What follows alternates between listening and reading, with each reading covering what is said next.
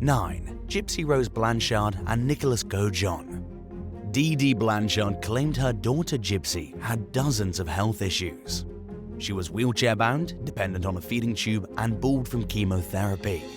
She had undergone countless hellish medical treatments throughout her life and had the mental capacity of a 7-year-old.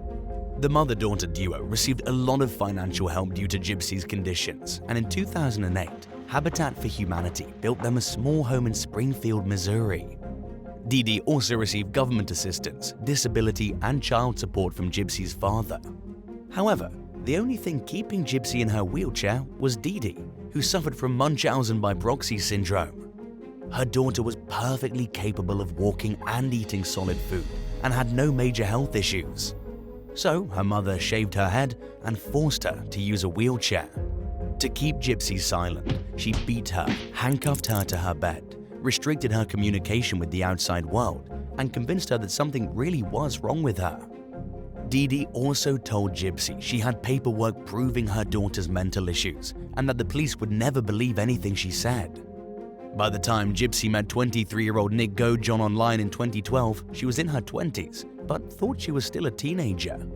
Her bond with Gaujon grew as she opened up to him about the horrors of her home life.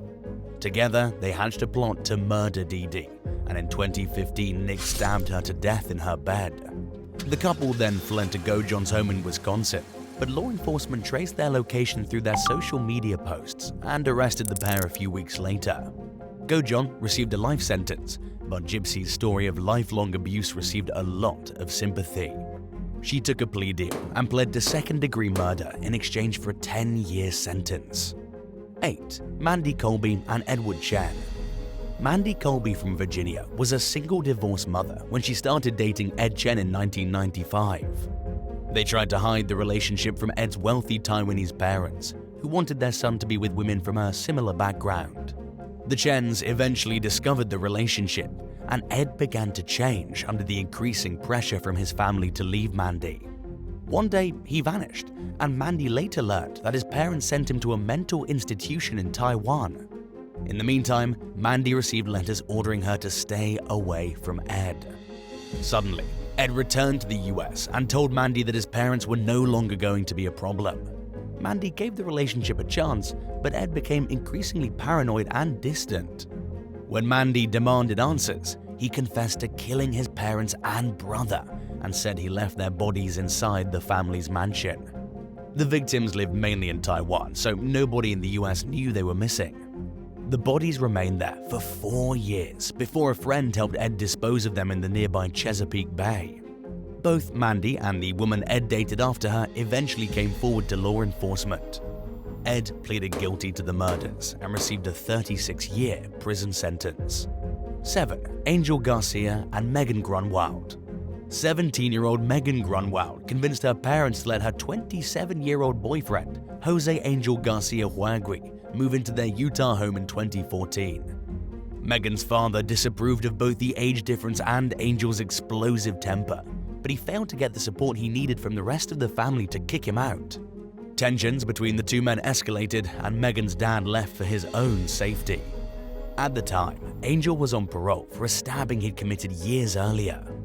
If he got caught dating Megan or with a gun in possession, he would have undoubtedly been sent back to prison. But by then, Megan was pregnant. The couple decided it would be best if they fled to Mexico, where it'd be much easier for Angel to elude US authorities. However, a Utah County Sheriff Sergeant pulled them over before they could get very far. While Sergeant Corey Wright sat in his squad car looking up their identities, Angel opened the rear window of the truck and fatally shot him. When Deputy Greg Sherwood caught up with the couple, high on meth at the time, Angel shot him in the head while Megan drove. Sherwood survived but was severely injured, and by then more deputies joined the chase. After running over some spike strips, the criminal couple stole a vehicle at gunpoint. After running over a second set of spike strips, the chase ended. Unwilling to go into custody peacefully, Angel died in a shootout with law enforcement. Megan's lawyers argued that she went along with Angel because he threatened her at gunpoint, but prosecutors identified numerous opportunities she had to escape the situation. The jury agreed she was a willing participant in the crime, and Megan received a sentence of up to 30 years for manslaughter and aggravated assault. 6. Amanda McGee and Andrew Brian Mann. Amanda McGee's father, Terrence McGee, was strict and would never have approved of his daughter's relationship with 21-year-old Andrew Mann. After meeting in 2007, the couple started sneaking around in their small Tennessee town.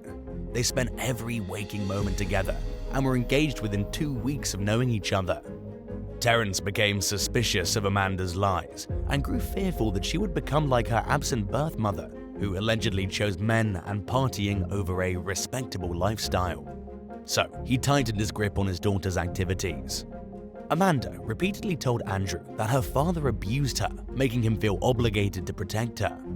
When she revealed she was pregnant, the perceived need to keep her safe became even more pressing. The couple hatched a plot to kill Amanda's father and run away together.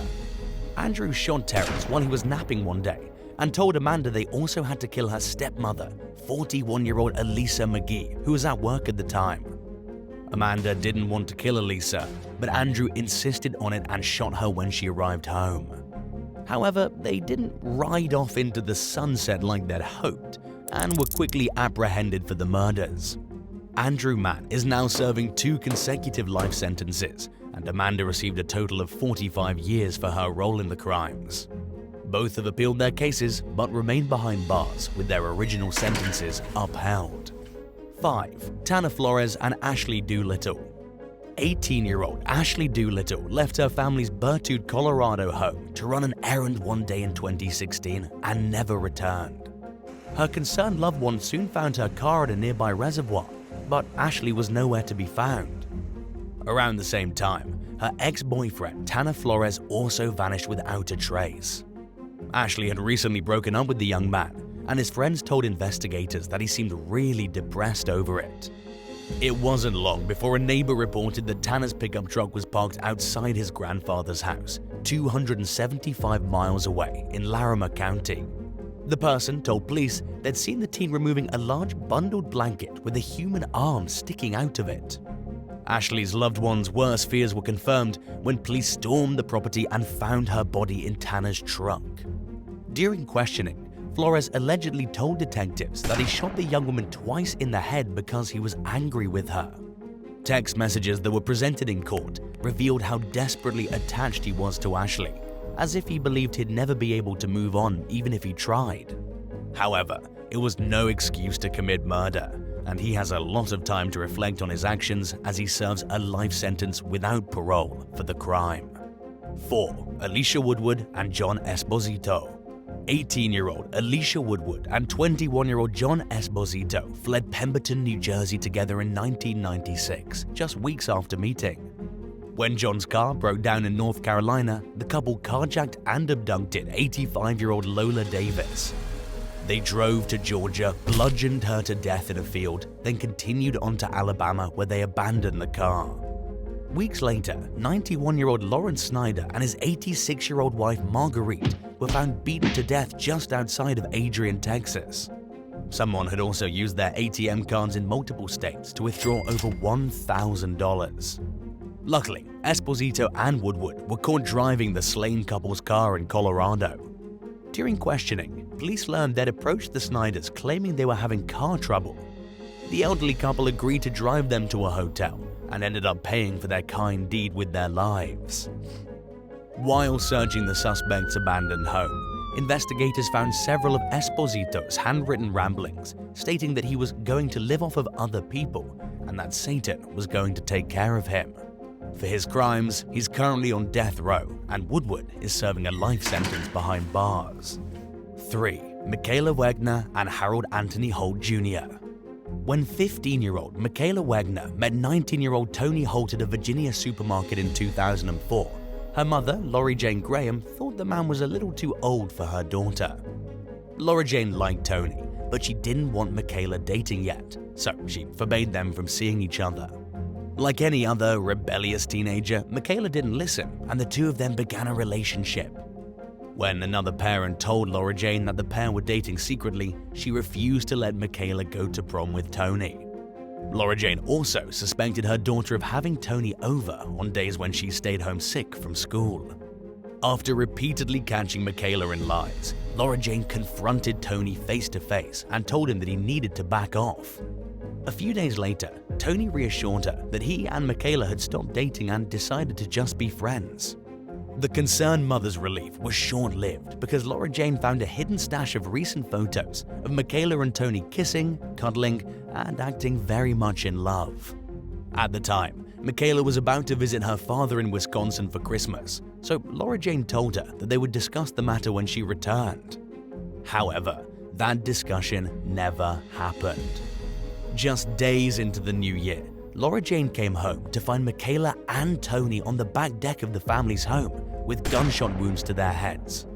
Both of them had written a note to their families, explaining they felt like this was the only way for them to be together. They were rushed to the hospital clinging to life, but died from their self-inflicted injuries. 2. Sarah Edmondson and Ben Darras. Sarah Edmondson seemed to like men with troubled pasts and was immediately drawn to Ben Darras when they met at a party in Tahlequah, Oklahoma in the mid-90s. Just 2 months later, she dropped out of college. Her new boyfriend had proven to be a distraction, and her life began to revolve around him.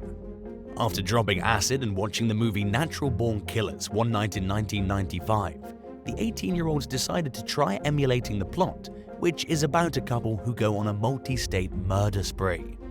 They left Oklahoma after telling friends and family they planned to attend a Grateful Dead concert in Tennessee.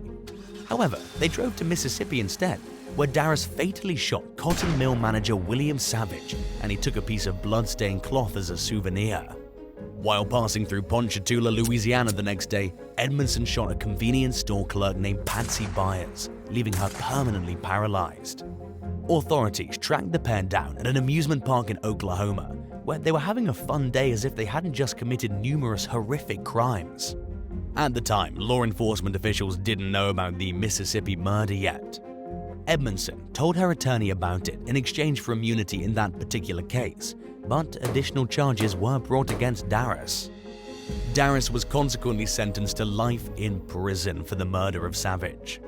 Edmondson received a 30-year sentence in Louisiana for shooting Byers, but was paroled in 2010 after serving only 11 years. 1. Chelsea Griffin and Alex Turner. In 2015, a devout Christian girl named Chelsea Griffin took a job serving drinks at a sleazy bar in Myrtle Beach, South Carolina, to support herself through college. The 19-year-old fell for a charming 23-year-old customer named Alex Turner, and they began spending time together outside her workplace. Turner said he'd worked overseas as a contract killer for the US Department of Defense, but he told Chelsea he was trying to escape that life. Instead of realizing the outlandishness of his claims, Chelsea stood by her new boyfriend. 2 weeks later, Turner's parents were found shot to death inside a hotel room, and the investigation quickly led detectives to the couple. They learned that Turner told Chelsea his commander at his top-secret job had gotten angry when he said he no longer wanted to be an assassin. He claimed that the commander had killed his parents in an attempt to frame him for murder before jumping off the 12th floor balcony and running away. Fearful that her boyfriend would be accused of murder, Chelsea helped him clean up the scene. When investigators told Chelsea that Turner was an unemployed, ordinary person, it took a while for her to fully realize that she'd been lied to. She served 18 months for accessory to murder, and Turner is now serving a 47-year jail sentence for murder. Would you rather meet the love of your life at age 50, or be stuck spending the rest of your life with a troublesome ex from your younger years? Let us know in the comments below, and while you're at it, hit that subscribe button. Thanks for watching, and we'll see you next time. Bye!